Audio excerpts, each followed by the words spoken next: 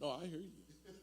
Yeah, I hear you. But see, here's the thing about that is, I mean, you can look at the person and feel like they're this or that for voting or supporting, but how is their spirit? How are they when it comes toward God and listening to your leadership? Are they combating with you about who they voted for versus who is their leader, who is their pastor? I recognize that a politician is not a preacher. So he ain't my pastor, he ain't my preacher. Whether I agree with voting for him or not, as long as the person is saved and they're not embodying the same spirit, the same attitude he has, because I disagree with people all the time on different things, but I know how to separate who they are from what they believe or espouse when it comes to their politics. Because some people believe you can drink, and then some people don't believe you can drink. So when we talk about all these things, that's why you need an on-the-spot agent that can discern between what's good and what's evil. That's what we are.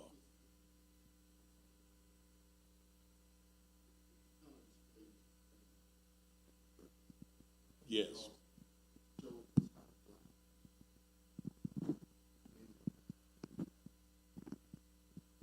Yeah.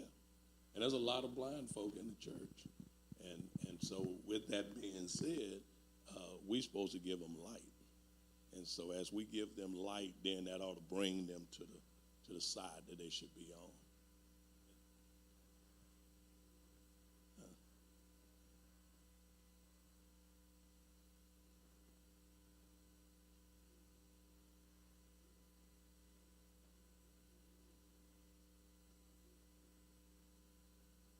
Okay, well, when it comes to politics, as long as they're not trying to persuade you to believe what that person they voted for, then they should be fine. But when they start doing that, now they're conflating spiritual with politics. I don't do that. What I believe is what I believe. What I preach is what I preach. But I'm not gonna never try to persuade anybody. If I voted for the other side, I'm not gonna try to persuade this side because I know who I am. I know, you vote. To me, you vote your interests. So whatever your interests are, if that person espouse them better than that person, that's who you vote for. But I'm not going to tell you who to vote for. I'm just going to preach the gospel and tell you what's right. Thank you, Bishop. The lunch is ready, and we can actually continue our discussion on the lower level. I'm inviting everyone to come down. Please come down free of charge. And this is a very powerful conversation, particularly as it relates to the past election and our current president and what he is displaying in terms of his lack of understanding and his lack of fulfilling his responsibility to the entirety of the citizenry of this nation.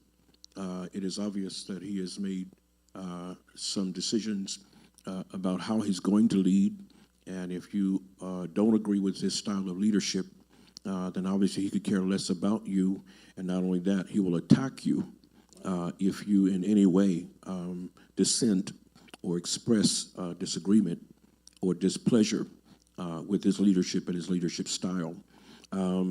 This conversation obviously has split the church world. And how can it be if we're all preaching the same God and we're saying we're all in the same body? According to Paul's teaching, we're many members but just one body. And how can it be in the same body if members of the body are in pain? And we're saying we're in the same body, but the other parts of the body feel no sensitivity and feel no sensation of pain. That tells me that we're not serving the same God and we're not in the same body. That's impossible. And so I personally believe that Mr. Trump really is God's judgment on this nation. I agree with what you said earlier. God is using him, but he's using him in the sense to punish this nation. Anytime we can come to a point, leaders, national leaders, used to be people who were examples, they were role models, that we did not mind our children emulating, that we didn't have a problem emulating. Truth used to matter. Facts used to matter. That is no longer the case. And when you have someone who will say and do anything, who will lie for breakfast, lunch, and dinner, who tells lies that are easily disprovable, and will turn around after he said one thing, turn around and deny that he said it. We're in the age of social media. We're in the age of television, and they can play back to him what he said. And hearing what he said, he'll still deny that he said what he said. So we're being told that we're not seeing what we saw, we're not hearing what we heard. The whole nation heard it, and yet we have a leader who, no matter what you say to him, that is easily disprovable when in terms of his lies, he will lie. That cannot and should not be the leadership of the nation, much less a role model for the nation. And there are people who alibi, there are people who make excuses for him. And my last point, I pastor people of color. 99% of our congregation is people of color. And so I have a major concern, and I have an obligation to help those people maneuver through this season when people of color have targets on them, when the national leader is literally trying to erase black history and trying to undo whatever progressions and whatever achievements have been arrived at as relates to people of color being assimilated into the fabric of this nation. When we have that to deal with from the national leadership, and we're consistently under attack and treated subhuman, literally, I must again state that this man is a judgment of God on this nation, that they would dispense with formality, dispense with culture, honor, integrity, dispense with all of that, and vote this person in simply because they claim that eggs cost too much. That I think is a ridiculous reason. The Bible said the love of money is the root of all evil. And to say that that's the reason that we lowered our standards and threw away our discretion and put this person as the leader of this nation speaks volumes about how far we've fallen away from the Word of God, and certainly from the standards that are in the Word of God. It's a major conversation, and I agree it's divisive in churches, and there are folk. There should not be a black church and a white church. There's a reason we called the black church, and that's obviously because we were not invited, or not allowed into quote unquote white churches, and so these arguments. And these wars, it goes back to what you said. There are forces behind the scenes, and this is literally spiritual warfare.